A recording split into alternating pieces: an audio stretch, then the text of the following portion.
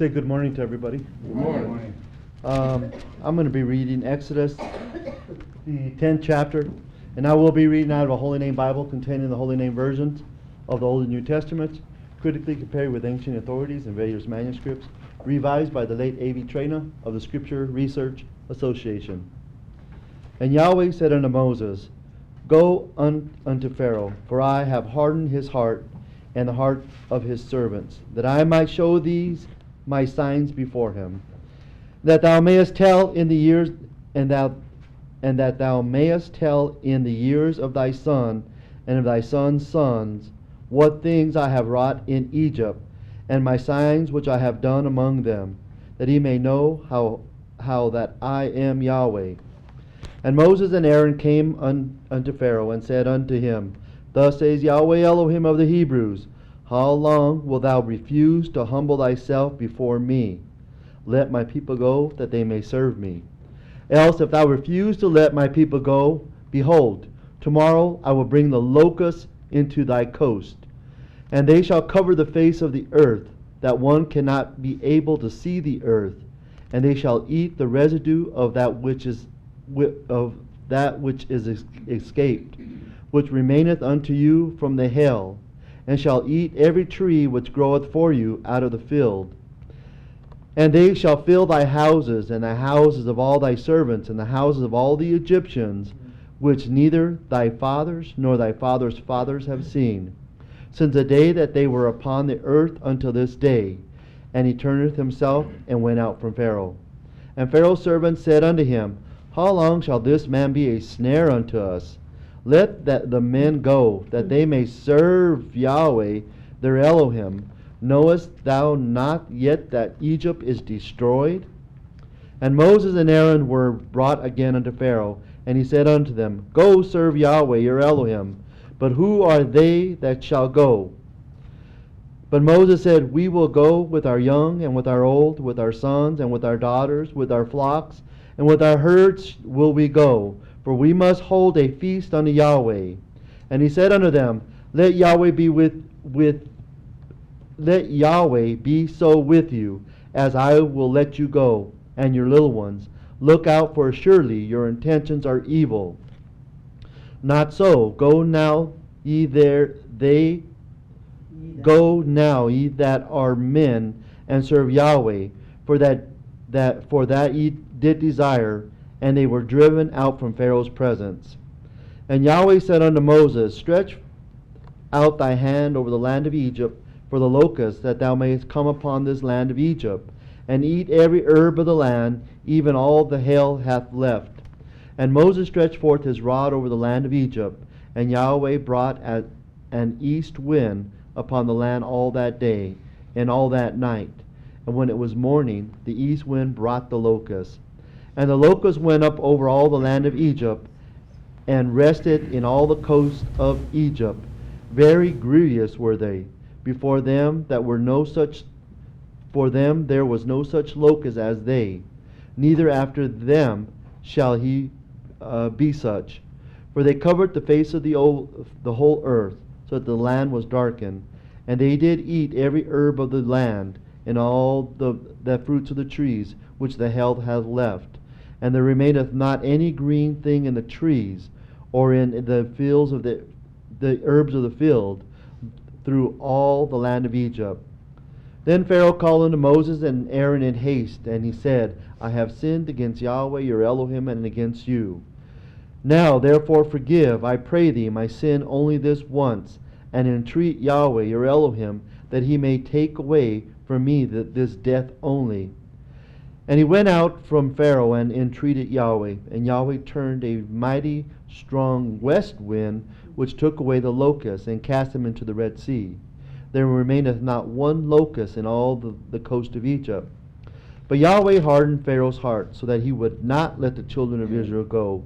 And Yahweh said unto Moses, Stretch out thy hand toward heaven, that there may be darkness over the land of Egypt, even darkness which may be felt. And Moses stretched forth his hand toward heaven, and there was a thick darkness in all the land of Egypt 3 days. They saw not one another, neither rose any from his place for 3 days. but all the children of Israel had light in their dwellings. And Pharaoh called unto Moses and said, Go ye, serve Yahweh, only let your flocks and your herds be stayed. Let your little ones also go with thee. And Moses said, Thou must give us also sacrifices and burnt offerings, that we may sacrifice unto Yahweh our Elohim. Our cattle also shall go with us. There shall not a hoof be left behind, for thereof must we take to serve Yahweh our Elohim, and we know not with what we must serve Yahweh until we come thither. But Yahweh hardened Pharaoh's heart, and he would not let them go. And Pharaoh said unto him, Get thee from me, take heed to yourself, see my face no more, for in that day that thou seest my face, thou shalt die. And Moses said, Thou hast spoken well. I will see thy face again no more. I just read Exodus, the 10th chapter.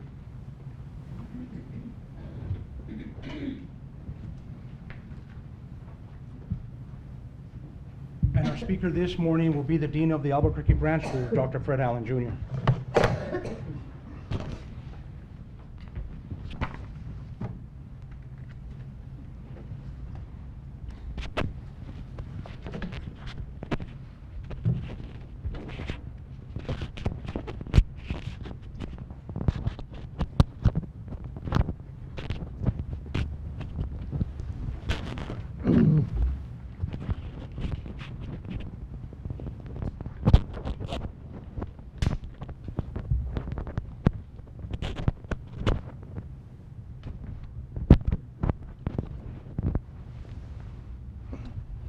The microphone was not plugged on like it's supposed to be, so put it together. I'm having a case of dropsies. Good morning, everyone. Good morning. We didn't even make it Friday because I had a cold. I'm still suffering with a little bit of the cold, but I feel good enough to be out. And if it gets too bad, I'll call somebody else to take over when I get through. But I'm glad to be in your midst again, and I hope, well, before I get started, let me bring this up first. Thank you very much.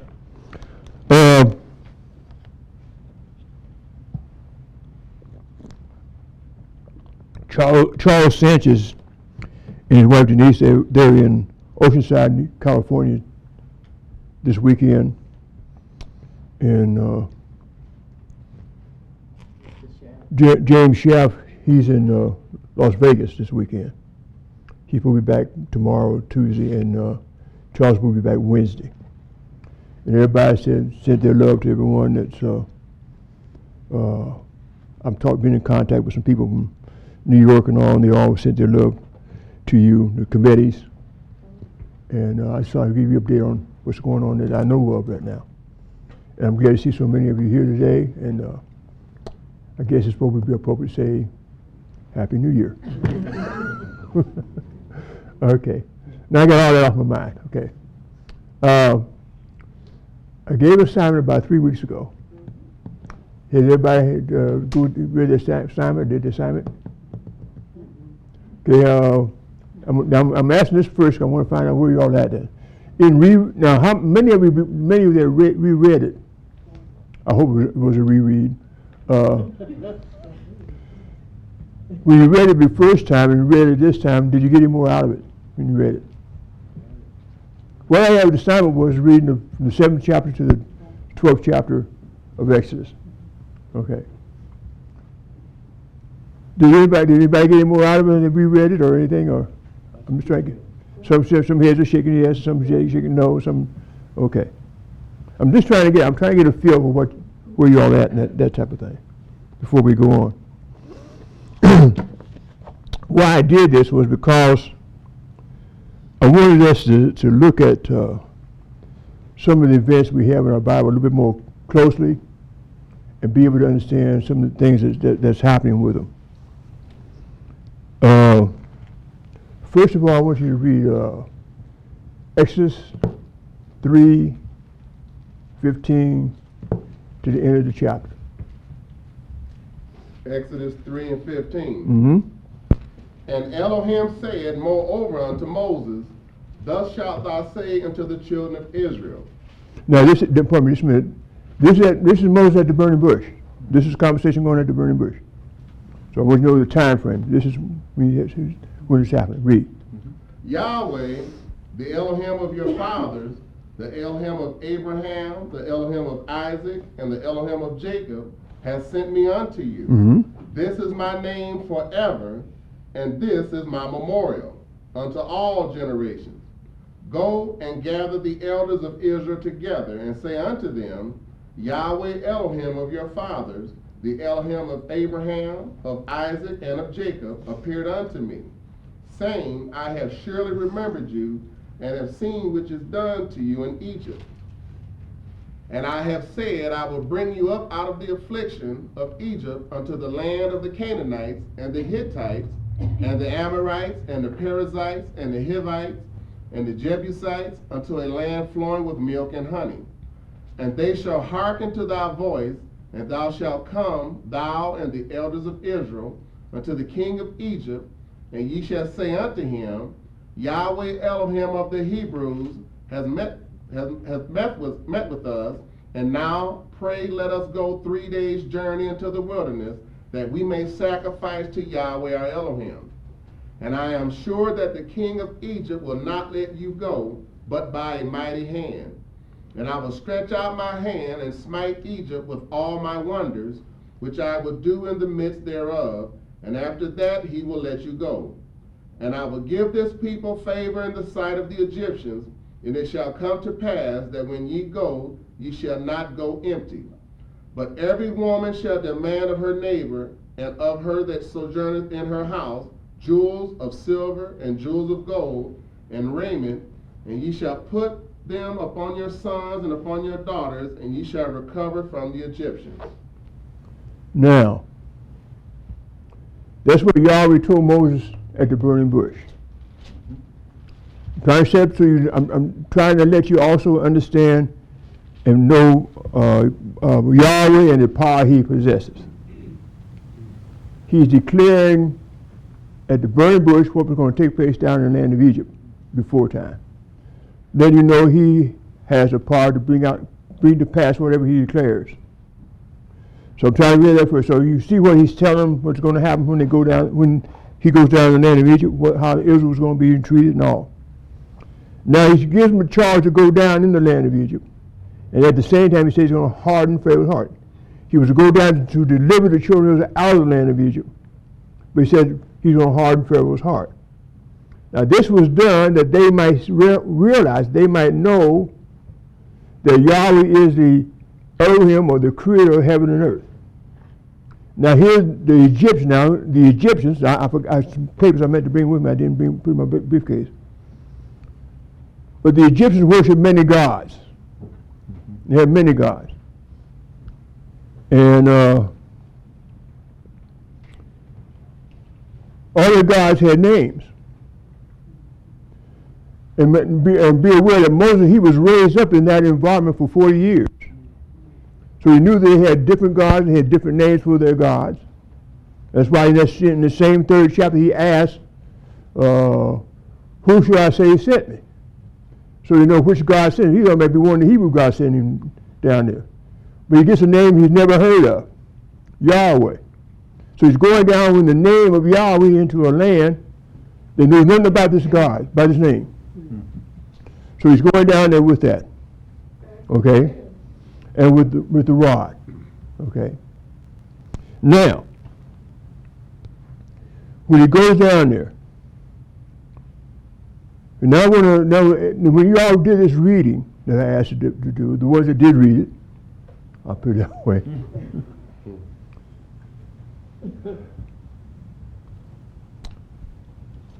When the plague of darkness was given to Israel, to the Egyptians.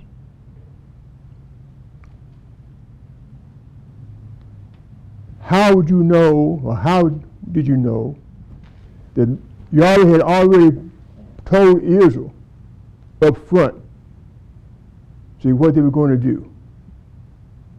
But you had some plays going on during the time. Or let me do it this way. I'm trying to make it so clear because I see people got puzzle faces. So I got to make it clear. Okay. Exodus the 12th chapter. And 1? 12 and 1, yeah. Mm-hmm. Exodus 12 and 1. Mm-hmm. And Yahweh spoke unto Moses and Aaron in the land of Egypt, saying, This month shall be unto you the beginning of months. It shall be the first month of the year to you. Now, my question is, when did Israel know this? They're down in the land of Egypt. Regardless of what time the Egyptians had, what day they had, what month they had, it's all ruled out now, because this is Yahweh establishing time with Israel. Okay? But what I'm trying to get at is, this had to be given to them before the 10th plague, or the 9th plague. Okay. He's telling Israel this. You read it in the 12th chapter. Mm-hmm. But I'm saying it had to be back before this time that they would know, they were told this. Because this 10th plague and the 9th plague, they concurred at the same time. So we said, what do you mean by that? See, simultaneously, they were happening at the same time. And I'm bringing it up because I want you to see that these events that you have happening down here in the land of Egypt occurred over a period of time. It was not one right behind the other, because one day passed, a couple of days passed, things like that passed between events.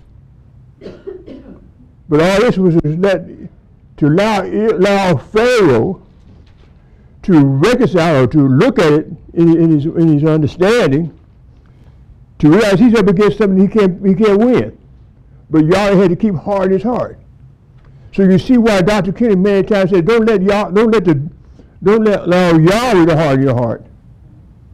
See, if Yahweh harden your heart, you're in bad shape.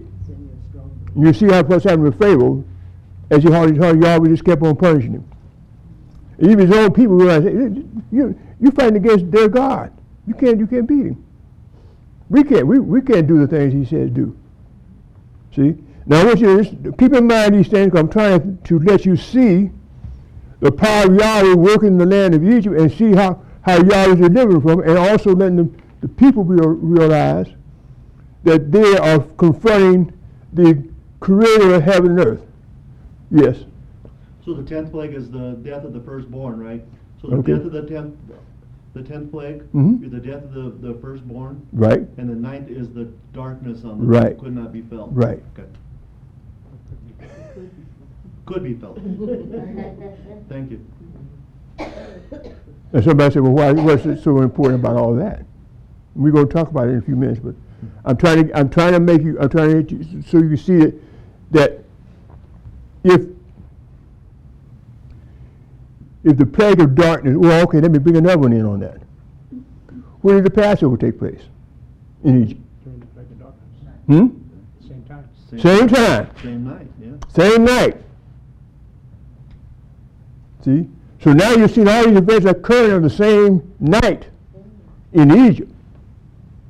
So all the plagues that you read about before this time had to come to pass before this event. Right. Are y'all with me, or anybody got a question about what I'm saying? I want everybody to be on the same page. If you're not, raise your hand, because I'll go back and go over it again. Yes? Was the darkness during the daylight hours that they were used to, or was it at night? Huh? I said it was a good question. Okay. Did you? Let me back up. Let's back up a little bit. We'll come back to your question. I won't forget about it. Can we go to Exodus 7:14? Exodus 7:14. And Yahweh said unto Moses, Pharaoh's heart is hardened. Mm-hmm. He refuseth to let the people go. Get thee unto Pharaoh in the morning when he goeth out into the water, And thou shalt stand by the river's brink against he come, and the rod which was turned to a serpent shalt thou take in thine hand, Mm-hmm. and thou shalt say unto him, Yahweh the Elohim of the Hebrews has sent me unto thee, saying, Let my people go, that they may serve me in the wilderness, and behold, hitherto thou wouldest not hear. Now, up above this here, Moses has gone in before Pharaoh, and Pharaoh asked for him, show him a trick, some magic trick. He'd like to be entertained. So they taken the rod in, and Yahweh told him, cast it on the ground and turn it into a serpent. They did that. Then the magicians, they came out, and his magicians came out, and they took their rods down, and they turned into serpents. But Moses' rod ate theirs up, swallowed it up. If you pick up his rod, he's got both of them in. So it means he's overcoming their kingdom, their gods. Okay? Now he said, now go out in the morning. So this is the next day. He goes out the next morning before Pharaoh, and he's telling them, stand before Pharaoh, and take the rod in hand. Okay, did you finish up reading that? No. Thus saith Yahweh, in this shalt thou know that I am Yahweh. Mhm. Behold, I will smite with the rod that is in my hand. So he's upon the- trying to make sure that, he wants you to know this is Yahweh doing this here. Not their gods, but Yahweh doing it. He's trying to make a distinction between the two. Okay, read on. upon the waters which are in the river, and they shall be turned to blood. You're going to turn to blood. Read. And the fish that is in the river shall die, You shall die. Read. and the river shall stink, and the Egyptians shall loathe to drink of the water of the river. And Yahweh spake unto Moses, say unto Aaron, take thy rod and stretch out thine hand upon the waters of Egypt, Mm-hmm. upon their streams, upon their rivers, and upon their ponds, and upon all their pools of water, that they may become blood, and that there may be blood throughout all the land of Egypt, both in vessels of wood and in vessels of stone. And Moses and Aaron did do as Yahweh commanded, and he lifted up the rod and smote the waters that were in the river in the sight of Yahweh, Pharaoh, and in the sight of his servants, and all the waters that were in the river were turned into blood. And the fish that was in the river died, and the river stank, and the Egyptians could not drink of the water of the river, and there was blood throughout all the land of Egypt. And the magicians of Egypt did so with their enchantments, and Pharaoh's heart was hardened, neither did he hearken unto them as Yahweh had said. Now, Pharaoh's magicians did the same thing, and their water turned to blood too. So I said, well, no big. We can do the same thing you can do. No thing. Nothing big about that. Okay? So they did this. Now, if the magicians could do the same thing, how come they didn't turn it back to being water again? If you cause it to happen, they should be able to cause it to take it away. Take it away. Mhm. Okay? Give me the 25th verse. And 7 days were fulfilled. After that, Yahweh had smitten the river. So 7 days have gone by from the time he smitten the river. Now, how many days of the water was blood? I don't know. It's not given there. But 7 days have transpired from the time he smote the river. Okay? Now you're going to go into the 8th chapter. So I'm trying to show you time frame. The time is going on. Oh, these events happen. Now remember, I can't say that right now. Somewhere during this year, these plagues, Yahweh has to communicate with Moses and Israel to take out a lamb on the tent. Set the time up with them. Sure. See? So you're not able to do that till you go and get the time they left and then go back, count backwards to find out what happened. See? I've already read through, I did all this, I've been trying to do, to have a record of stories, just have it in my mind. See? So what I'm saying to you is that if you see these events happening, see? So there's a time frame. Now they think everything's cool, everything's wonderful. I'm talking about the Egyptians now. See? Now go in the 8th chapter. And 1. And Yahweh spake unto Moses, go unto Pharaoh and say unto him, thus saith Yahweh, let my people go that they may serve me. Mm-hmm. If thou refuse to let them go, behold, I will smite all thy borders with frogs, and the river shall bring forth frogs abundantly, which shall go up and come into thine house, and into thy bedchamber, and upon thy bed, and into the house of thy servants, and upon thy people, and into thine ovens, and into thy kneading troughs. Oh, would you love that? No. Would you love that? Could move around with frogs all over the place. See? Now, I want you to also think about this now. See? He had already smitten the river with blood, and he killed the fish. And you would assume it killed everything else in the river, red pond. But now he's causing frogs to come up. So he had to produce the frogs and send the frogs in to smite the land. So he does that now. So I'm talking about the power of Yahweh to cause you. The only thing Moses has the advantage of than the rest of the people is what Yahweh told him at the burning bush. See, third chapter and the 13th verse, I believe it is. No, I think it's 14th verse of 12th verse. We're talking about I will be what I will to be. He's demonstrated he will be what he will to be. Right. And they begin to, the children of Israel should begin to see that that Yahweh is a true El. He's greater than their gods. And when you look at that, when they go, you smite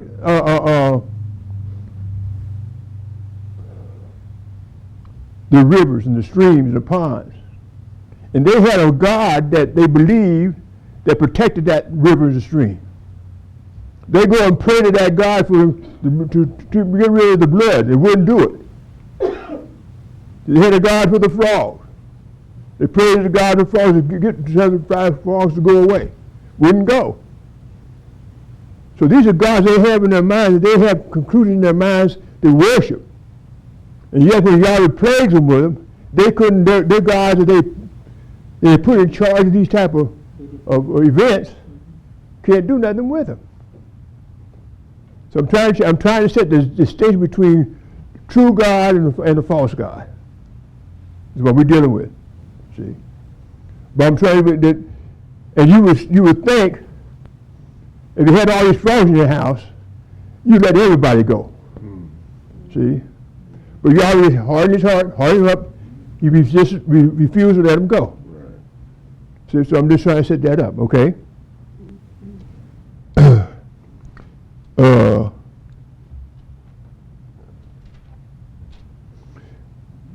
Go down, okay. 8th chapter.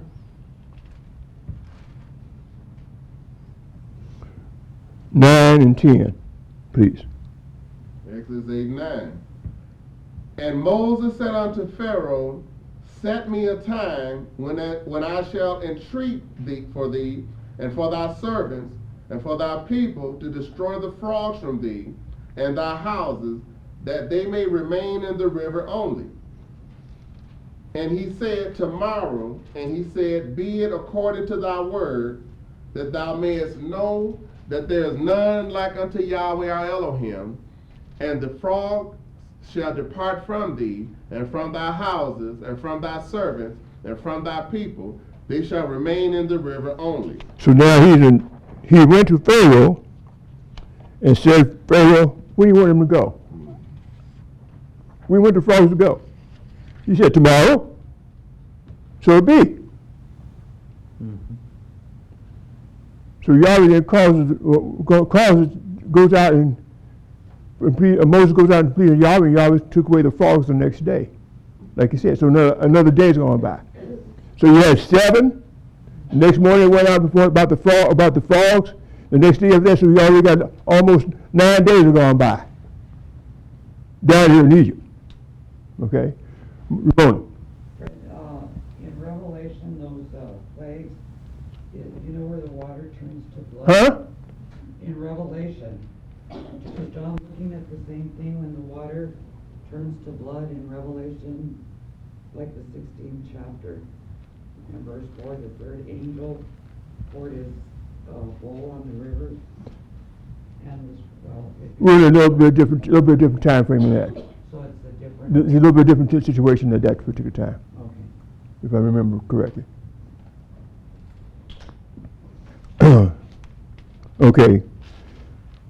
Are you beginning to see what I'm trying to say? I'm trying to show you that some events took place.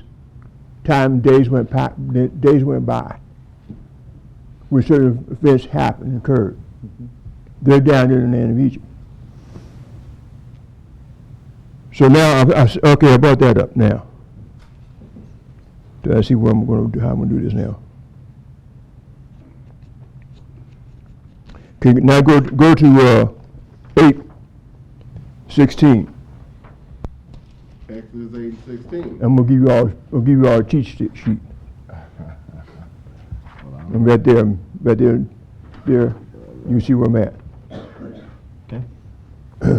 And Yahweh said unto Moses, say unto Aaron, stretch out thy rod, and smite the dust of the land, that it may become lice throughout all the land of Egypt. And they did so.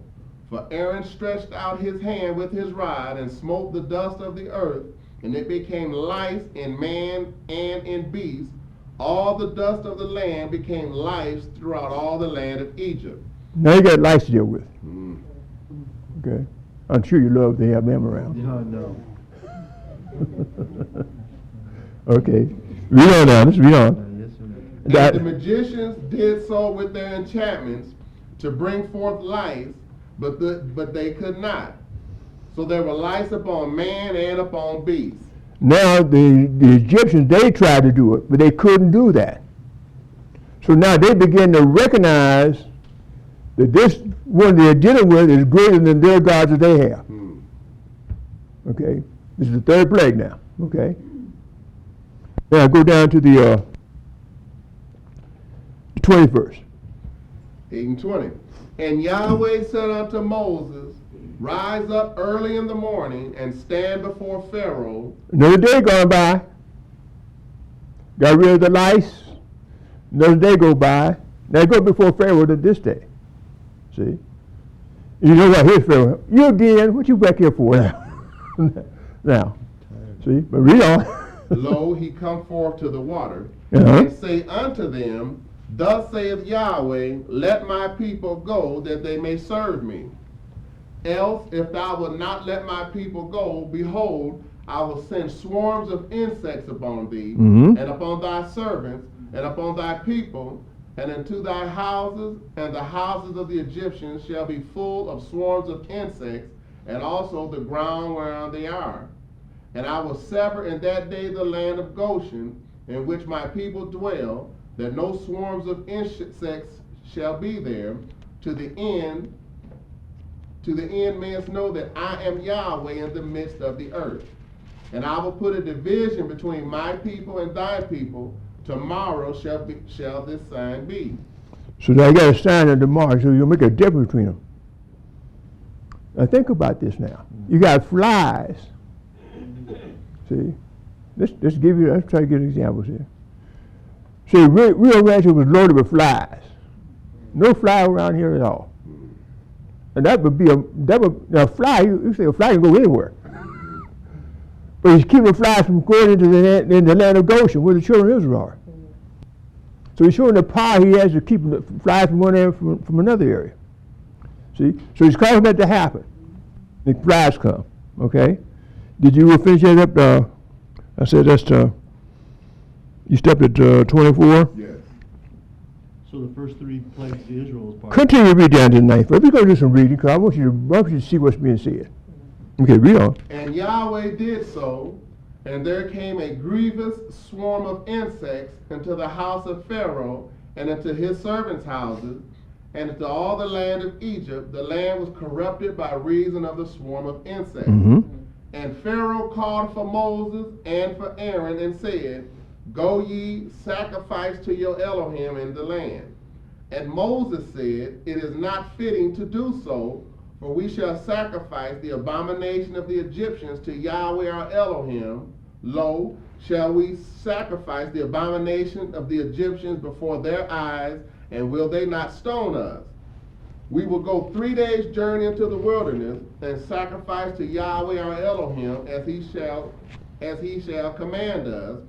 And Pharaoh said, I will let you go that you may sacrifice to Yahweh your Elohim in the wilderness, only ye shall not go very far away and treat for me. Now you can go, but you can't go too far away. I'm gonna be able to keep you within my range, so I can bring you back to make you work for us. Mhm. We don't want you to go too far away. Okay. Okay. And Moses said, Behold, I go out from thee, and I will entreat Yahweh that the swarms of insects may depart from Pharaoh, from his servants, and from his people tomorrow. But let not Pharaoh deal deceitfully anymore, and not letting the people go to sacrifice to Yahweh. And Moses went out from Pharaoh and entreated Yahweh, and Yahweh did according to the word of Moses, and he removed the swarms of insects from Pharaoh, from his servants, and from his people. There remaineth not one. But Pharaoh hardened his heart at this time also, neither would he let the people go. Okay. So that was the flies and the insects and all. Now go to 9:1. Exodus 9:1. Then Yahweh said unto Moses, Go in unto Pharaoh and tell him, Thus saith Yahweh the Elohim of the Hebrews, Let my people go that they may serve me. For if thou refuse to let them go and wilt hold them still, behold, the hand of Yahweh is upon thy cattle, which is in the field, upon the horses, upon the asses, upon the camels, upon the oxen, and upon the sheep. There shall be a very grievous murrain. And Yahweh shall distinguish between the cattle of Israel and the cattle of Egypt, and there shall nothing die of all that is the children of Israel. And Yahweh appointed a set time, saying, Tomorrow Yahweh shall do this thing in the land. So another day goes by. So you've seen these days going by now. They're down in the land of Egypt. And you're watching these things come to pass, and you're seeing, now we get the bulls and brains of the beast come upon them. Okay. Now skip down to the 13th verse. 13. And Yahweh said unto Moses, Rise up early in the morning, and stand before Pharaoh, and say unto him, Thus saith Yahweh the Elohim of the Hebrews, Let my people go, that they may serve me. For I will at this time send all my plagues upon thine heart, and upon thy servants, and upon thy people, that thou mayest know that there is none like me in all the land. For now I will stretch out my hand that I may smite thee, and that thy people with pestilence, and thou shalt be cut off from the earth. And in very deed for this cause have I raised thee up, for to show in thee my power. So he's raised him up, made him resist him to show his power, how great he is. Okay? Now remember, this is the first time the name's being made known to the world. So you got to come on and see him a big blast. So he's going after their gods, the gods that they worship, and they can't pray to their gods, and the gods can't get rid of them. So they know that their God don't have the power to do what the power of the God of the children of Israel. That's what you're trying to set a distinction between. Yes. So then you're seeing that Pharaoh is a vessel that's fitted Right. for destruction. Right. Made to And be. it takes this to make the purpose of Yahweh, because he's saying, he told the children of Israel so that they could know that he was, I think back over there in 7th chapter, he's doing all of this so that they could know that he was Yahweh. Right. Right. And he has to have somebody play the part, Resisting. resisting, Right. in order for him to show his power. Right. So Pharaoh is a vessel. Right. fitted Fitted for the destruction. Right. But you still haven't, you working your way down to his. He's talking about darkness yet. I ain't got the darkness yet. Oh, okay, 'cause that was. I ain't forgot it. We got to come down. No, I ain't got the darkness yet. So you want to know about the darkness and the event that occurred. Was it nighttime or daytime, that type of thing? We're going to cover that. See? But I'm trying to show these plagues coming in. I'm trying to show days are transpiring, and these are happening. So somewhere before this time, Yahweh has already told Moses, you tell Israel, 12th chapter of Exodus, to take out a lamb on the 10th and hold it to the 14th. You see what I'm talking about? Mhm. So there's somewhere before the day they're going to be taking this lamb out. See? And holding it over. Now the Egyptians, they don't know what's going on, because I mean they've been fighting the flies and the animals dying out there. They're just fighting all these different places. Come on, they're busy doing that. They don't know what's going on in the land of Goshen, because they're not even going in that area. See? So I'm trying to set up the picture so you can see that Yahweh is working a work among the people there, that they may know that He is Yahweh. And I'm hoping to get the point across that you can see that Yahweh, He has patience. See? He's showing his demonstrating His power by causing I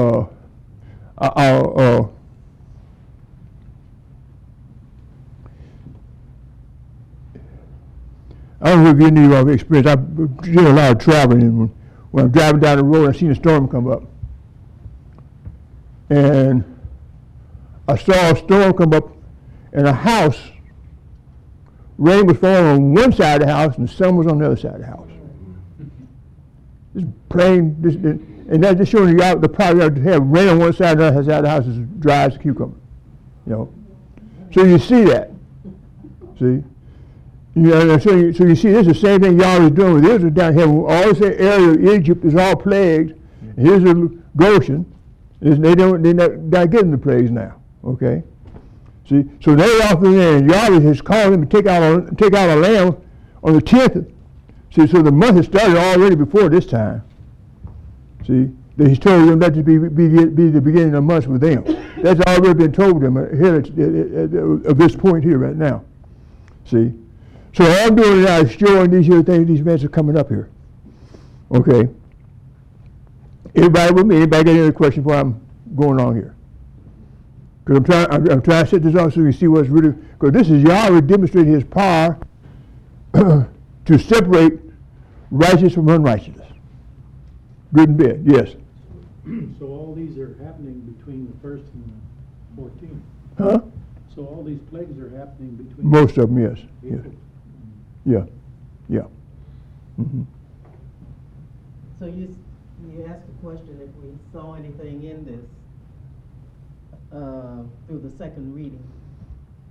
But I know Joel 2:25, where Yahweh speaks of His mighty The army? Yeah. So insects like the locusts and the flies. So this is Yahweh's mighty army. Also, Israel is a mighty army too. So you got all those things, all His army. Yeah, you're right. That's right. Insects, all these plagues that Yahweh poured out, that is. Jehovah's Witness came by a couple of days last week and left some flyers about, and they deal with the disasters. Are the disasters, are they caused by Yahweh or not? I haven't finished reading the whole document to find out what they're saying about it, but they're trying to either say that Yahweh is the cause of them or He's not the cause of them. So they got their eyes, they're looking at these things happening, and seeing these things happen. So saying to you, what I'm saying to you, that you're seeing that Yahweh is causing, this is at His command, He can cause anything to transpire. That's His mighty army. Insects, He can cause anything to come up. See? You all remember about 7 or 8 years ago when they had the big locust came into Las Vegas? And then the town was shut down for quite a bit. Las Vegas, in Mexico? No, Las Vegas, Nevada. The reason why I bring that up is because some people that I work with, they have a big motorbike ride to go in Motor runner.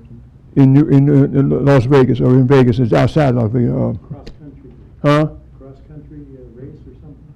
What? Are you saying cross-country race? Is that what you're trying to tell me? Yeah, I'm saying that they have a big bike show there. Like Henderson or something? And they got there and the swarms of locusts all over the place. They couldn't hardly drive down the street. The locusts all over the place. This is just terrible because the locusts are coming in on them.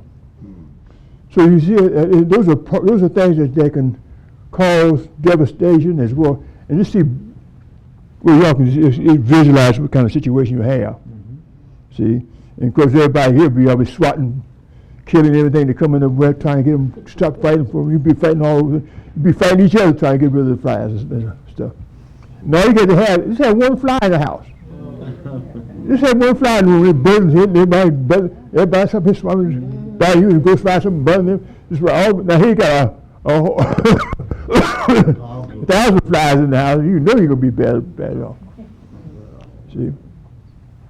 So you see that you're seeing this is great, and you see this is devastating the land of Egypt. This is causing Egypt to become chaotic and coming destroyed.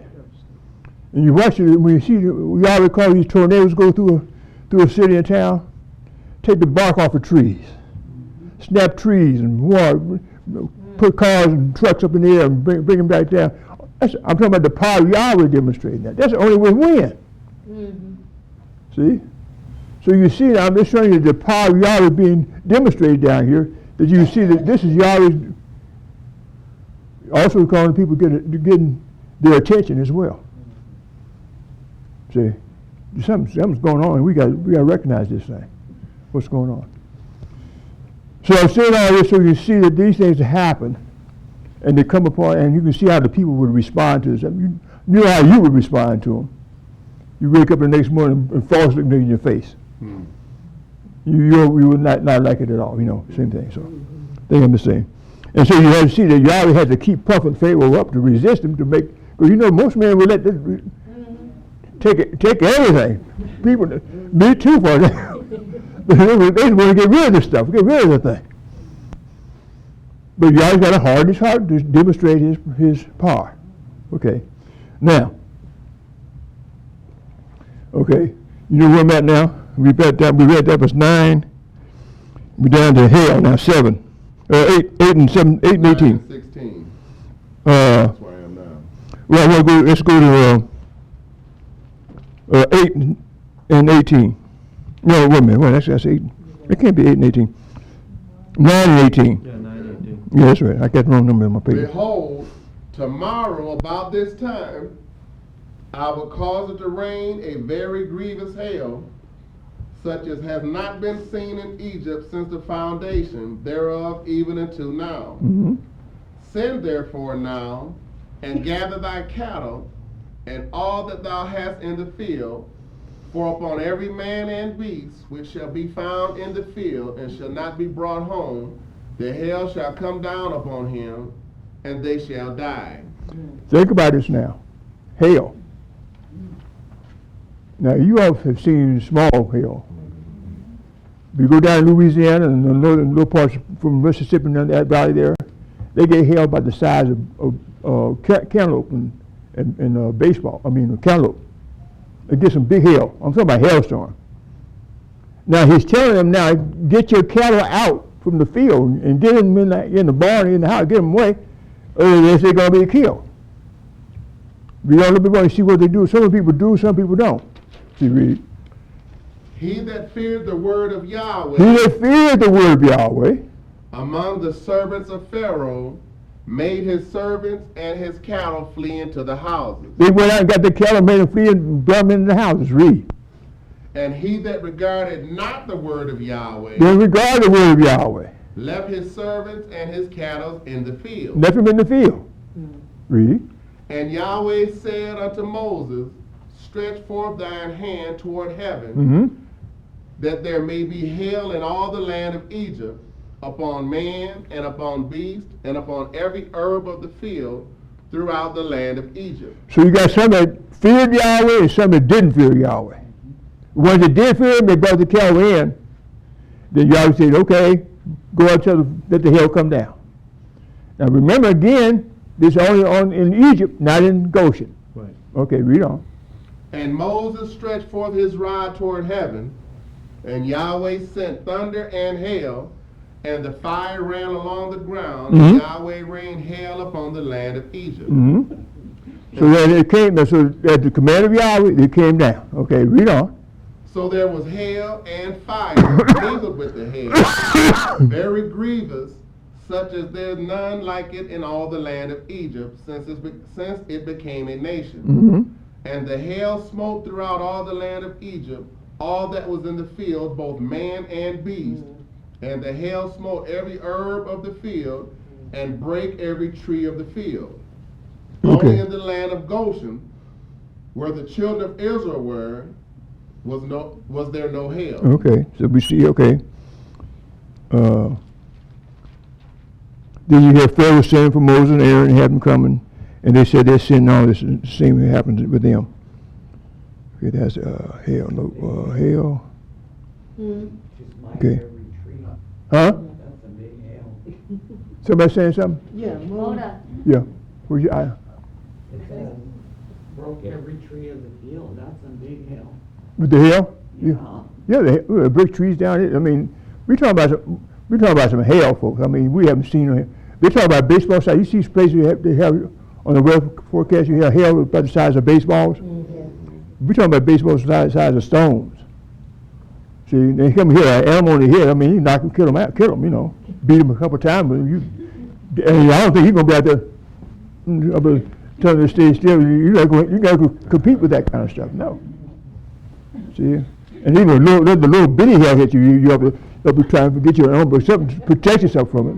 You don't want to be caught with that kind of stuff. But here go about hail and burst through your umbrella and hit you in the head anyhow. You know. So I'm just trying to show you. I'm trying to let you see the power of Yahweh demonstrated down there. See, I hope you're getting something out of this. I'm going through this stuff. Take my time to go through because I want you to see Yahweh is setting apart Israel from the Egyptians. He's setting apart that they might know that He is Yahweh of heaven and earth. They can see that. So I'm trying to compare that to you understand and see, and you can see by this demonstration right here. You got some people that obey Yahweh and some people that didn't obey Yahweh. See? You see how important it is to obey the word of Yahweh. See? And that's why Dr. King all the time said, I didn't say that. This is what Yahweh said. See? So you got to see, when we go, we then have to take in account, I'm talking you individual, whether you're going to believe Yahweh or you're going to believe some man. That's what it all boils down to. See? So, and that's why Joshua said there in Joshua 24:15, this day, choose you this day which one you're going to serve, Yahweh or man. See?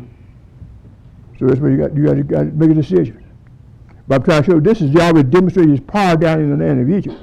Now, well, we get to that in a minute. I got to get to that. We're coming down on this next one. I think the next one is okay, 10 and 7. Is that right? You have 10 and 12 here, but you want. Huh? You have 12 here, but you want it at 7.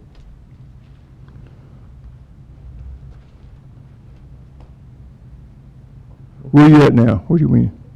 We're doing it now. I want to read.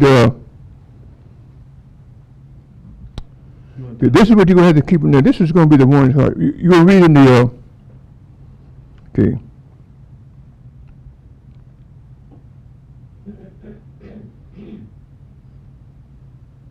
Okay, 10 and 21. We read about the locust, right? We did read about the locust, right? In the scripture lesson we did. Yeah, okay, we read it in the scripture lesson, right. Okay, we read it in the scripture lesson. We didn't read it, I read it, okay, we better get it then, let's go to 10 and 12 then. 10 and 12. Exodus 10 and 12. And Yahweh said unto Moses, Stretch out thy hand over the land of Egypt, for the locusts, that they may come up under the land of Egypt, and every herb of the land, and even all that the hail that was left. The hail left, I guess. So now, after all the hail, knocked down trees, knocked down bushes, shrubs, and everything else here, now you got the locusts going to come and they're going to clean up the mess. They're going to clean the mess up. Yeah. See, devastating the land, making it like a desert. Okay? And Moses stretched forth his rod over the land of Egypt, and Yahweh brought an east wind upon the land all that day and all that night. And when it was morning, the east wind brought the locusts. And the locusts went up over all the land of Egypt, and rested in all the coast of Egypt. Very grievous were they. Before them there were no such locusts as they, neither after them shall be such. For they covered the face of the whole earth, so that the land was darkened. And they did eat every herb of the land, and all the fruit of the trees, which the hail had left. And there remained not any green thing in the trees, or in the herbs of the field, throughout all the land of Egypt. Okay, now. You're seeing then, locusts come, they clean what's left, okay? Now, this is the way it's going to become true. Now we get down to your, yes, yes. Can I say something? So he was not only convincing Pharaoh and his servants or his people, but he was also convincing the Israelites Definite, so that they could obey definite. him. 'Cause they had- Yeah, right. Yeah, they had part of it too.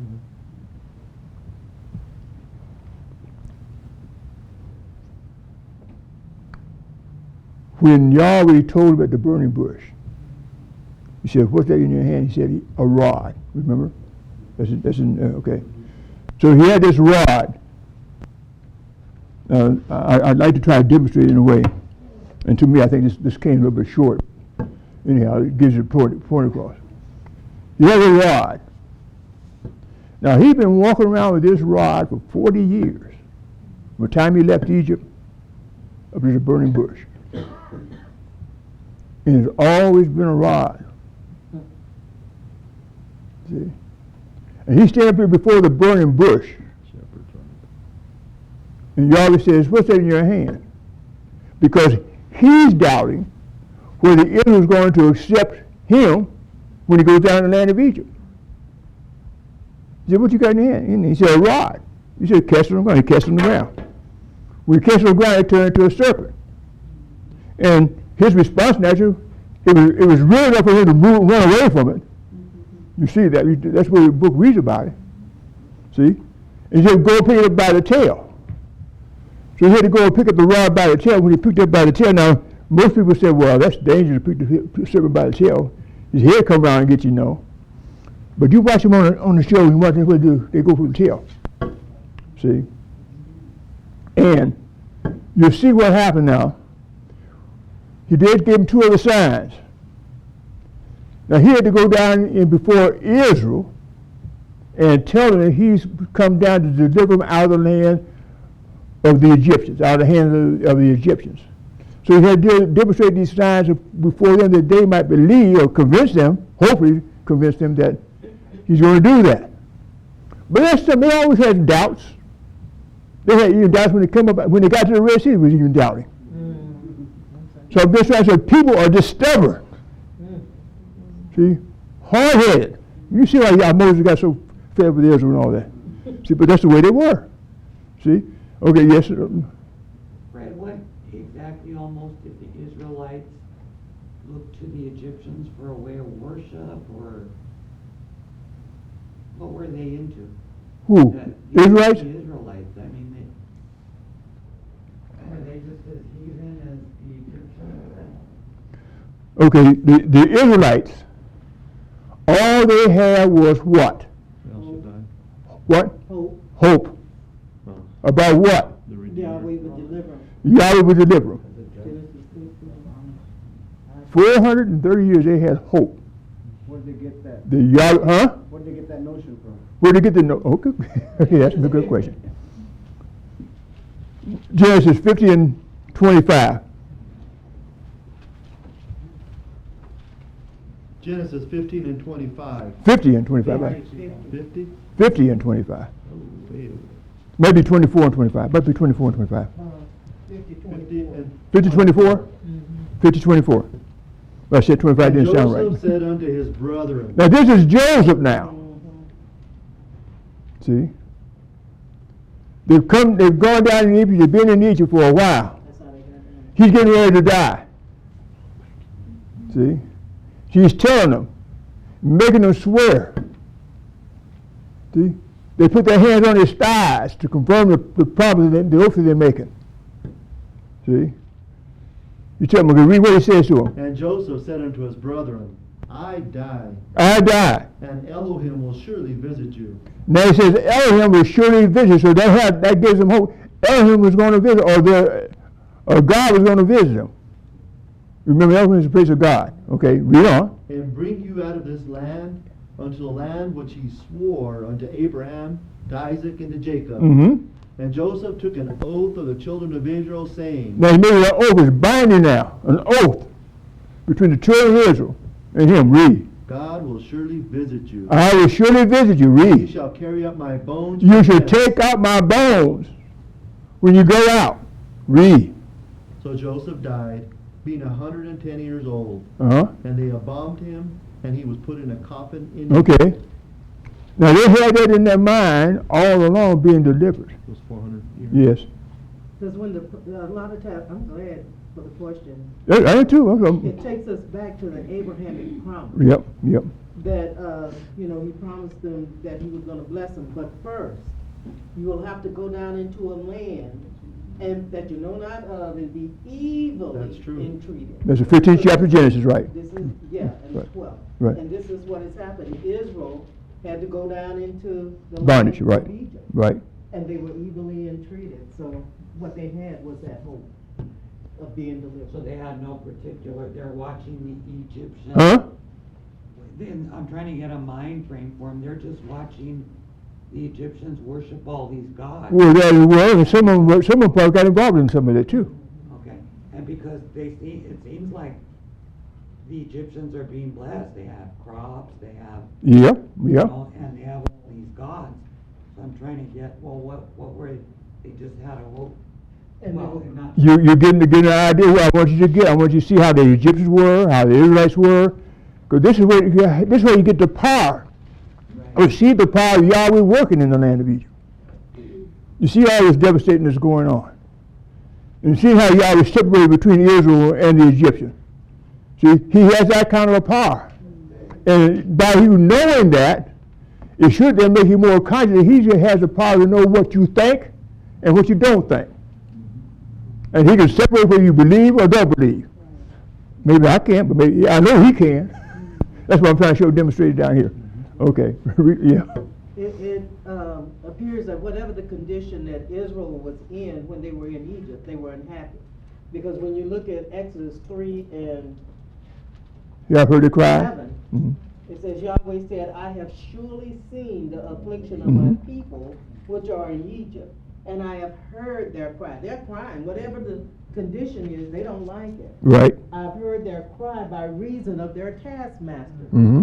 For I know their sorrow, and I am come down to deliver them. So you can see that they're in a state that whatever, a state of despair, and whatever they see going on. Now, whether they were a part of it or not, I don't know, but they didn't like the conditions that they were in.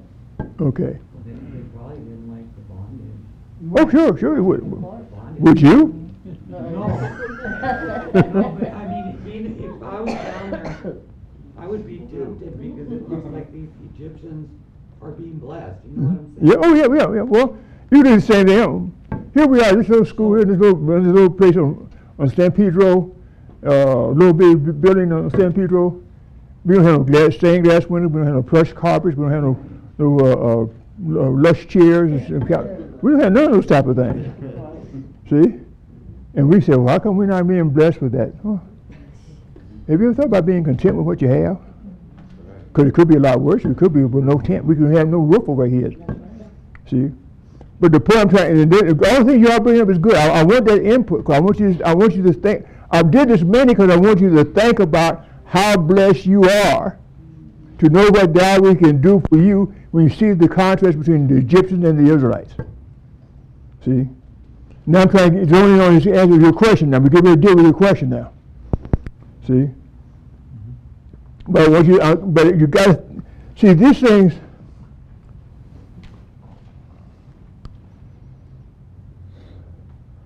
When I think Roosevelt brought up some time ago when he was on the floor about the plague of darkness and the Passover being the same time, and of course now we go back and do our research like we're supposed to do, verify things and that type of thing. And Dr. Kennedy makes the statements in a couple of lectures that we had. He said that the the darkness upon the Egyptians and the Passover was at the same time, simultaneously. I don't think I brought the copy of that down with me. I did have it with me before. I didn't bring it with me today. Hey, Brent, It occurred simultaneously. no, but is it That means they occurred at the same time. is it in the lecture or the text? Huh? The lecture, a lecture or the textbook or where? Yeah, kind of both of them. You got it in the textbook too. It's in the textbook. 27, page 27, first volume, 27. I think it was. I want to say 47. And there's another one, I think, over in the fourth volume. There's places in the Bible, in the textbook, and there's places in the in lectures that he talks about it. Now, the reason why it stirred me up a whole lot to go in is because of this one thing. When you read the Bible, a lot of times you'll mentally in your mind process things as a process of events happening one right after the other. And you would think that's the way it went down. But you got to back up and see it's not just that way. Okay? But this is going to be a situation where we're going to do that. Okay? Okay, Exodus 10, 21. Exodus 10 and 21. And Yahweh said unto Moses, stretch out thy hand toward heaven, that there may be darkness over the land of Egypt, even darkness which may be felt. And Moses stretched forth his hand toward heaven, and there was a great thickness in all the land of Egypt 3 days. Now you would think that happened like the night and the next day. You would think that's the way where you read this, like it's happening that night, okay? But read on. Just a little bit There more. was a thick darkness in all the land of Egypt 3 days. 3 days. Now it's dark for 3 days. Okay? Right. Now, 'cause I tried to wrestle it in my mind, see now. See? 3 days it was darkness. Well, you couldn't have the Passover coming after that. See? Because then it would be darkness thereafter. Because they had to leave when it was dark in Egypt. So you got to put these things together, so you got to go back and put this in place now. Okay? Now, hope you got it in mind, this is in the 10th chapter. Okay? Now go to the 11th chapter.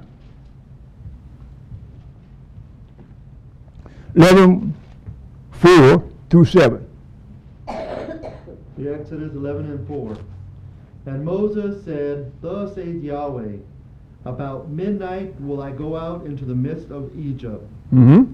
and all the firstborn in the land of Egypt shall die, Mm-hmm. from the firstborn of Pharaoh that sitteth upon the throne, even to his firstborn of his maidservant, Mm-hmm. that is behind the mill, and all the firstborn of beasts. And there shall be a great cry throughout all the land of Egypt, such as there was none like it, nor shall be like it any more. Now this is going to be the very last plague, the plague of darkness, the plague of death. See. Now Pharaoh was resisting to letting them go, but when this strikes his son, now you got something to really moan about, complain about now. See. Okay, now that's 11, right? You read 11. I just 11. I still got one more verse. We'll read one more verse then. But against any of the children of Israel shall not a dog move his tongue Mm. against man or beast, that he may know how that Yahweh doth put a difference between the Egyptians and Israel. Making a difference between the Egyptians and the Israelites. Okay. Now, in the 12th chapter is where Yahweh tells them about taking out the lamb. Put out the lamb on the 10th and hold it over to the 14th. The 14th was the night they were supposed to slay the lamb. So that 14th is going to have to be the same day that they turned dark in the land of Egypt. So all the events we read about before had to transpire before that time. 14 days before that was when Yahweh gives him, this is the first beginning of the month with you. And then you're supposed to see that, yes. So from roughly April the 1st to the 14th is when we're reading of all the plagues. Yeah. Okay. Well, let me say this. The first plague of water turning to blood, Mhm. near the end of that is when they were given that commandment. In the 14th, the end of the 7 days. Okay.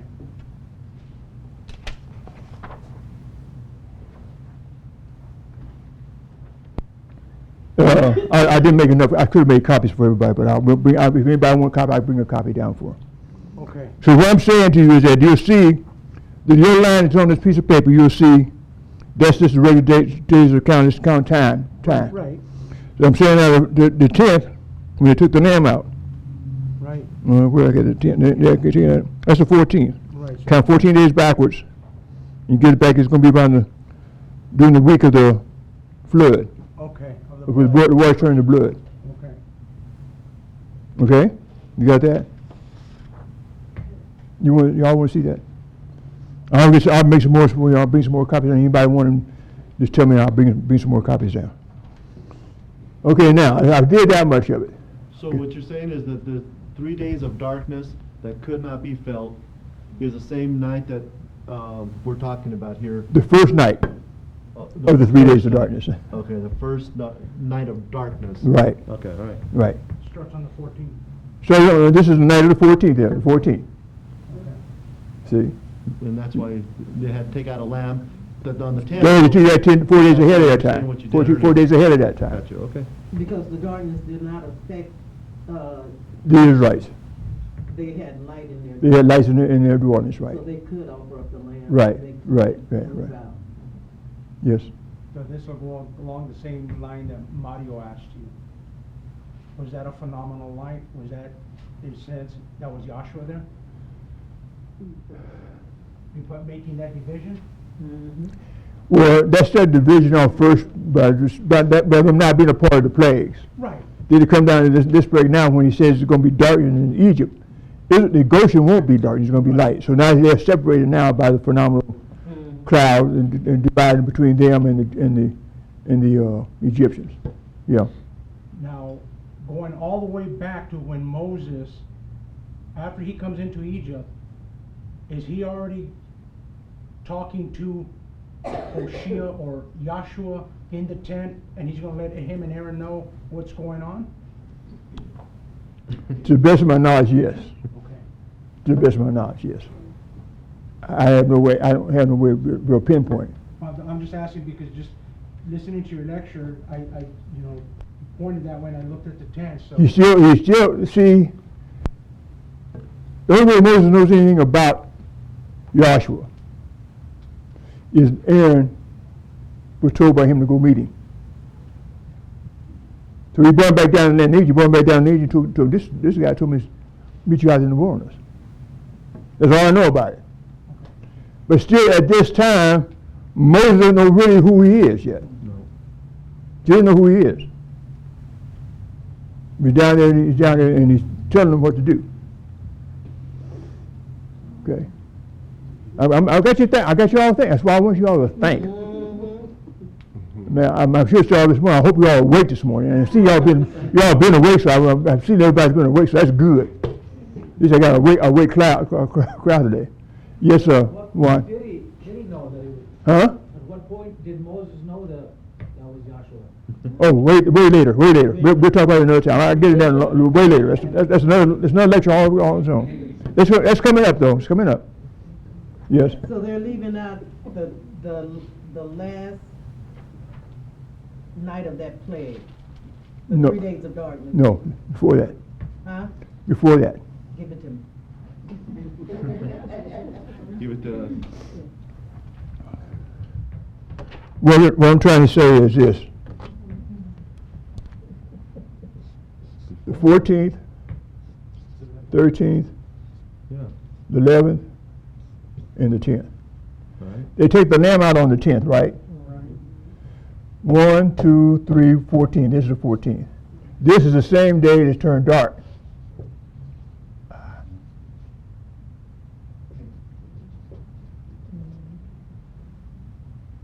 darkness.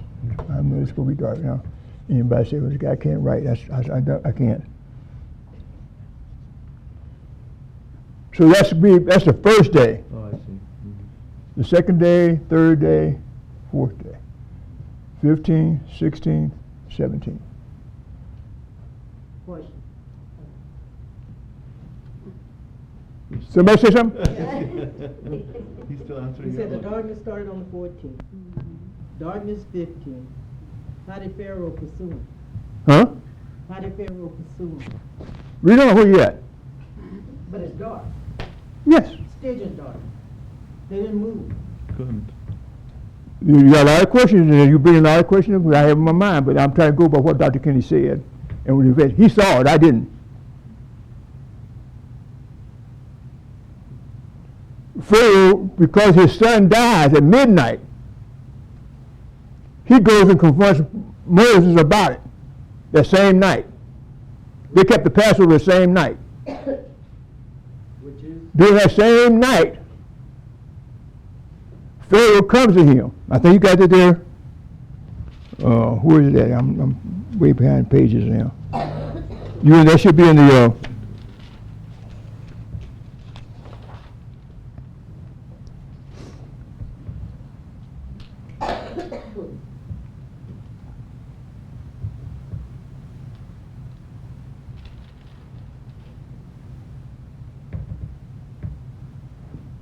1229, is that what you want?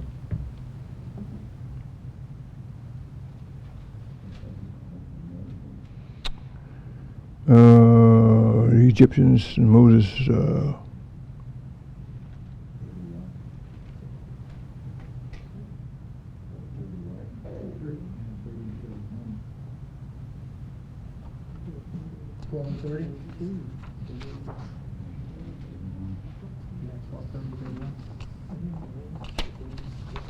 We have 29 on this list.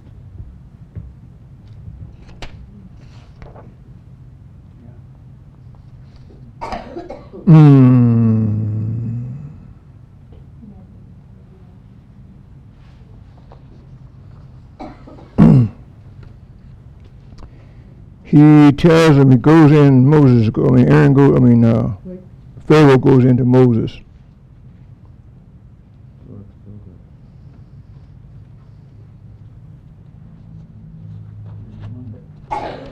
Pharaoh rose up in the night, Yeah, where's it at? 12 and 30. 12 and 30? Midnight. 12 and 30, you said? Yes, sir. Yes, sir. You have it on your paper for 12, starting at 29. Yeah, okay, I didn't highlight it down, so. Okay, Moses up and his servant. And he called for Moses and Aaron that night at 21. And he said, rise up, get thee out from me. So now he's telling them, get thee out from me. Now, there's a lot of questions come in your mind about this, and I realize they come in mine. But I'm just going to just roll on with me for now, and then we'll write the rest of this some more later on, because I'm trying to get my time down. See? Trying to get these events down so we make sure we get things right or not. See? Now, when Pharaoh comes to him that night, they were supposed to have roasted the lamb, they were supposed to be eating the lamb, they were supposed to have the lamb in them, that type of thing. They were supposed to have the lamb in them, see? Now when that happens now, see, they are supposed to be aware they're supposed to have their kneading boards ready, supposed to have their things on them. See, now I forgot. Oh God, I forgot. Before this event, before the 10th plague, I think it's in the 11th chapter, that Yahweh's telling them, go and borrow from the Egyptians. Right. They had to go and borrow the goods, the gold, the silver, so they did all this. And remember now, the Egyptians, they're fed up with them now. You had him take gold. They were just giving them anything they wanted, they would give them to them.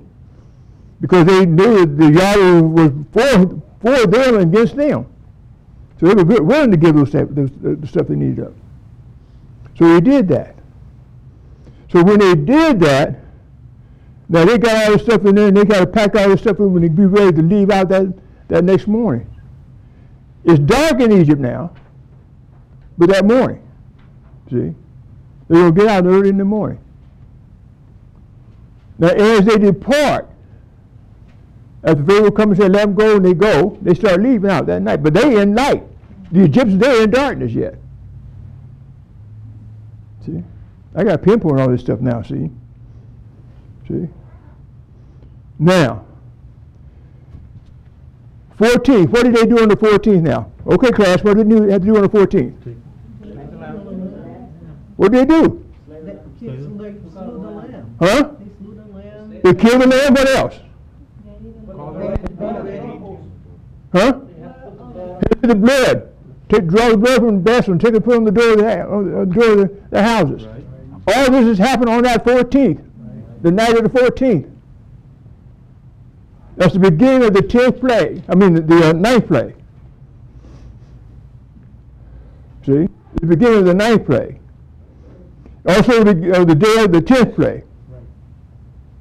Okay? They're leaving out. I mean, they're preparing to leave, I should say. But they had put the bread on the top of the door, the right and left chapels of the door. They were told to stay in their houses until death angel passed by at midnight. So shortly after midnight is when Pharaoh comes to him and tells him to get out of here. They depart and they leave out. See? Now all the land of Egypt, they have dead in their houses, either a man, a child, or a beast is dead. They're in darkness. Somebody said, prove what you're talking about. See? Revelations 8:11.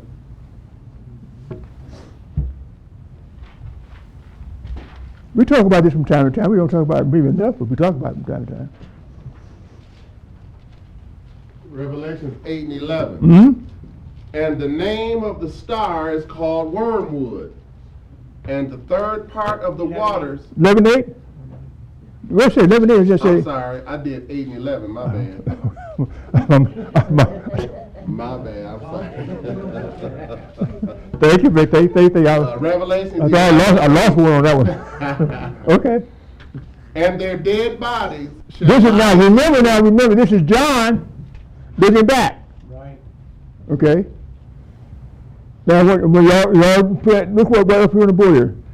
John's looking back at down here in Egypt. Also, what we got down here in Egypt is transpired from this way, coming out this way too. So all these things got to be taken into account. This is how Dr. King was able to pinpoint things, how things had to happen the way they have to happen. See? So this is migration out. This is darkness down here, right? God made the creation. This is darkness in the beginning of the creation, right? So they both got to jive. They got to be in line. They got to be synced. We're dealing with a great Yahweh. Okay, now watch what happens now. Here's John on our pen looking back down at this here. Read. And their bodies shall lie in the street of the great city, which is spiritually called Sodom and Egypt, Read. where also our Savior was crucified. Now we know that Yahshua was not crucified outside of Egypt. No. Outside the walls of Jerusalem. See? But now John's in the spirit. So this is in the spirit. So back here, that lamb they took out down in Egypt was a type of the Messiah.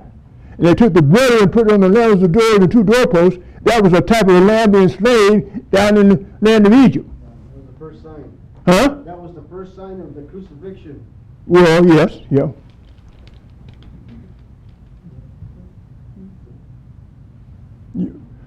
Technically, yes, yeah. As far as Israel knows, right. See. So now they did that. Now this was showing, pointing down to this down here now. See, this darkness down here, okay? That's why it had to turn dark from the 6th to 9th when the Messiah was crucified. Because it was dark down here. So it'd be dark when he was crucified. See, it turned dark down here because when you look at Adam back here in the garden, when Adam touched the fruit of the tree, he was driven out. It had turned dark. All those got to line up together, folks. Or be correlated together. Should be lined up, correlated together. Okay. Now, saying all that now, okay, let's read Revelations a bit.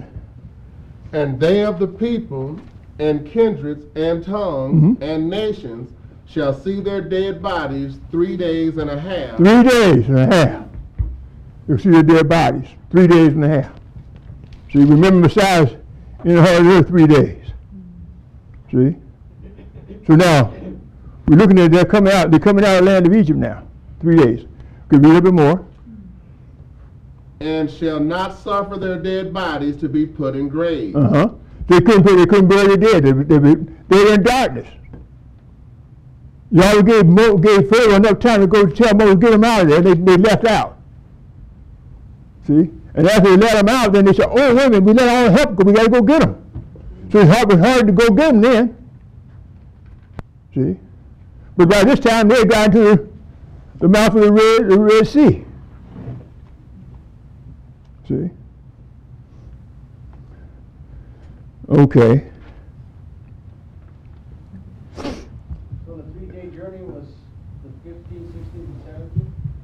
What now? Back here. The 3-day journey of the Israelites to the Red Sea was the 15th, 16th, and 17th? Yep. See? I got in trouble by this. I'm still being in trouble, but I'm still maintain the same thing I have said. See? And the reason why I'm saying what I'm saying is because of what Dr. Kenny said. See? Now, 15, 16, 17. They're coming up out of the Red Sea on the 17th. Why do you say that? Why are you so ignorant about it? So dogmatic about that? See?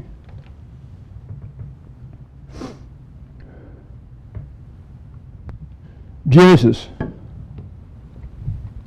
7:11.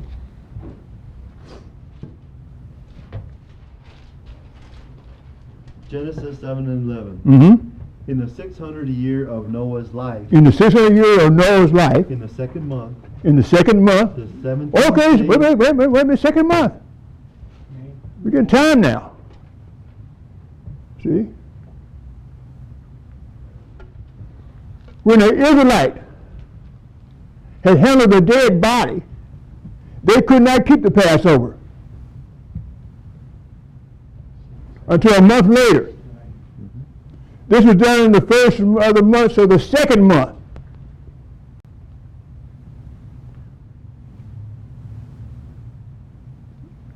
You always call this spread to come. We find out what day was it? Second month, what day? in the second month, the 17th day of the month, The 17th day of the month, the same day were there all the fountains of the great deep. when the fountain of the deep was broken up. See? So at the Red Sea, the fountain of the deep was broken. Y'all raise that rod, Moses raised that rod up, the sea got opened up. 17th. 17th back here. See? So we look at the 17th, they're going through the Red Sea on the 17th. See? 24 on the 17th. Now, Genesis 8:14. 8 and 14. Mm-hmm. And in the second month of the 7th and 20th day of the month. What now? Repeat And again. in the second month In the second month, and the 20 and 7 and 20 day, Uh-huh. 20th day. Wait. And in the second month, on the 7th and 20th day of the month, the earth was dried. okay, what does that give you now? That was another year later. And 10 days. A year and 10 days. See?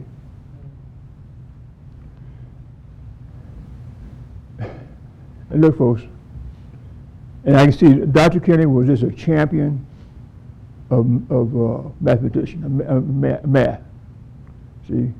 Because he constantly goes through the scripture and picking up all these 10s in the Bible, picking up all these 40s in the Bible, picking up all these 3s, and all. He constantly did it over and over again to prove and vindicate the scriptures. See? So the waters were upon the earth for a year and 10 days. See? Messiah, he was crucified, buried, and raised from the dead. Tarried 10 days. Tarried 40 days. See, then he ascended. 10 days later, he poured out his Spirit on the day of Pentecost. See that 10 now? 10 days. See? That, we're talking about now a year and 10 days the flood was on the earth, the water retreated off the earth plane and dry land appeared. A year and 10 days. Just repeating over and over again. Okay? So now, we have when the flood started on the 17th. See? Oh boy. Somebody had to die back there with Noah. Somebody had to die back there with Noah. He couldn't leave on April the 1st, on April 17th. Had to have a whole year later. See? Think about that one, okay? Because they had a dead body, they couldn't keep it past it, so they had to wait a whole month later. So the fountains of deep were broken up on the 17th of the second month. See, and then the year in 10 days, which would be the second month, and the 27th day would be when the waters were off face and the dry land appeared. So the flood was over with at that time. See? You So know what's about that? Methuselah Huh? dying? Do what? Were you talking about Methuselah? Yeah. Somebody had to die in the year. Yeah. I was want to get all the way. Yeah, Methuselah had to die. Yeah, Methuselah had to die and he had to He didn't bury. die in the flood. He died the year of. Somebody had to die. They couldn't have. They couldn't. I remember now. But we remember. Noah knew nothing about a Passover. Noah knew nothing about. No, they didn't have the days that we're going by. This had to go back by the vision that Moses had, and seeing how Yahweh set time up with Israel and pinpoint these days and times, knowing what's given to Israel. See, all it's got to be taken into account. The same thing. See. But even though Noah didn't have a law, Yahweh's working the same principle. So we can- Do they have what? Even though Noah didn't have a law about touching the dead. Oh no, he didn't have He didn't nothing have about a it. law, but Yahweh's. No, but I'm just trying to pinpoint why the things had to happen that way, because Yahweh, he's in control of the whole thing. So things got to work according to what he told Israel and them down there. Well, they're going to have to be obedient too. So you got to be obedient to it himself. See? Okay, now. Now do you see now, after all his plagues have been poured out, Pharaoh had did all he did in resisting Yahweh, yet Yahweh is still coming out on top of this thing. See? Yes, Mona? Yeah, I think that got stuff with Beverly's question, where it does say in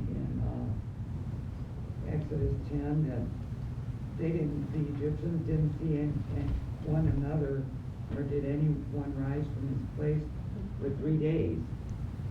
So, can you explain that a little more? Or? Repeat it one more time. I didn't get it all. Sorry. Okay, you can read it, Tom. Where you at now? The plague of darkness. Where you at? 10 and 21 Okay. to Let's talk about the night of the darkness that Yeah, could be. This is what you're talking about. already moved, like Beverly said, the dog. I understand that. I'm not quite, that's what's in the Bible. I understand that. What he's saying was. And I have no way to get around it, but Dr. Kennedy is saying that that was the same day they left out of the land of Egypt. So they had to get up and tell Moses to get out of there before they could move. So enough power had to be given to them to do that. But it's still there in darkness. The Egyptians, they couldn't move, do anything down there during that night. Had to be done.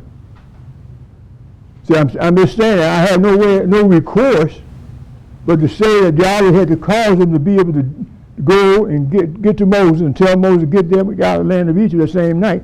If this is going to happen the same night, and it could not happen until after the death of the Passover, because Moses wouldn't have got, Pharaoh wouldn't have got up and left when we went to him. Yes? On the 23rd, it says, but all the children of Israel have light in their dwellings. The Israelites, they had light in their dwellings, right. So, They had light in their dwellings, but the Egyptians didn't. Now, we got an Egyptian that was the Egyptian was in darkness. And what you read there in 10th chapter, it was so dark they couldn't even move. That's what you got in that's what you got in Genesis, in the 10th. I know it says that. We also got, I'm trying, see now Dr. King, he's the one that had the vision. He's the one that saw the thing. He saw what transpired. So I'm just trying to put the things together as he saw it and as he explained it, so you can see what's transpiring here. See? And when the Pharaoh gave them permission to go, they left. Because they were ready to go after they ate that Passover. They departed out of the land. See? But they were in light. The Egyptians, they were in darkness. 3 days. Now, when the pillar of the cloud came in, Huh? the fire and the pillar of the cloud, Cloud was the cloud. They're going to be led by a cloud. Cloud by day and purified by night. That's all they had. As they were falling out of the land of Egypt. So when they left Egypt, they were falling a fiery cloud. When they changed that morning, they changed the day to a cloud. They still journeying. Cloud, fire. They went as they're walking. They get to the Red Sea. That night, coming into the 17th, they come up through the divided waters of the Red Sea into the wilderness. If you want to understand, take some time and look at it. So from the 17th of April, count your 50 days. From the 17th of April, see what day you come out on. You'll be able to find, you know then what's going to transpire. You know that had to be June 6th back here. June 6th, when he spoke from Mount Sinai. Got there on June 3rd, right? Huh? On June 3rd. June 3rd, right. Well, that's when they got there, right. But I said 50 days. I said 50 days from the time they come by the Red Sea to Yahweh spoke to them from Mount Sinai. 47 days from the time they left the Red Sea to they got to Yahweh told them to clean up. That's the time frame you have. See? I think I covered everything. Hey, Fred, Huh? if I can read out of the textbook. Yeah, okay. Because it's Okay. saying, it's volume 3, I think it's page 27. Said, finally, after pouring out of the 9 plagues, devastating Egypt, and simultaneously with the pouring out of the 10th and last plague, Yahweh, the same Stygian night, caused the Paschal lamb to be slain. His blood placed over the lintel of the door on the inside of the post. So it's kind of what you're saying, that does the same simultaneously. Mm-hmm. What page is that? Page 27. 27, okay, that's the one I was talking about. Yeah, Is it, it's in the first volume, right? the 3rd volume. Third volume? Oh, well, the 4th volume, actually. 4th volume. What does it say down here? Volume, The 4th volume. fourth volume, Yeah. fourth volume. Okay, right, fourth volume, page 27, right. And then, This is, I saw it through the book, it's telling you in that. the 1st volume, it has it said after Elohim had poured out the 9 plagues upon the Egyptian, he, Elohim, instituted the first Passover with Israel, and simultaneously with the outpouring of last plague. Mhm, Which the ninth does plague. mention the darkness on that one. So it happened at the same time. Now, if you didn't know it before, now you know now that it happened at the same time, the 9th and 10th plague. Yeah. Well, it's just been thinking on that after the 17th, let me see here. It says that, it came to pass that at midnight that Yahweh smote the firstborn, that would be the 17th? No, that was the 14th. The 14th, The beginning of the Stygian darkness, okay. the 14th. Okay. Now, you already had him to demonstrate all the time, demonstrate with that rod. We poured out the plagues with the rod. I think one time he told him to take the dust of the furnace and throw it in the air and then cause a murmuring of beasts and that type of thing. So you got to see those type of things. You already demonstrated. He was showing in demonstration ruling with a rod of iron. See? Because Messiah, he was going to be the King of Kings, and he's going to be ruling with a rod of iron. This, I just said to the person who said the type. See? Now, I hope it's been beneficial to everybody. I hope everybody got something out of what was said. And we're going to move on to it because I got to get these other questions that came up today, deal with them as well. And the question I think was asked a couple of weeks ago about Moses and the troops up in the mountain. We got to get that. So we're going to be dealing with those things in the near future. So come, be present, bring your thinking, we have your thinking caps on, so we won't lose out. See, so hope it's been beneficial. Thank you very much.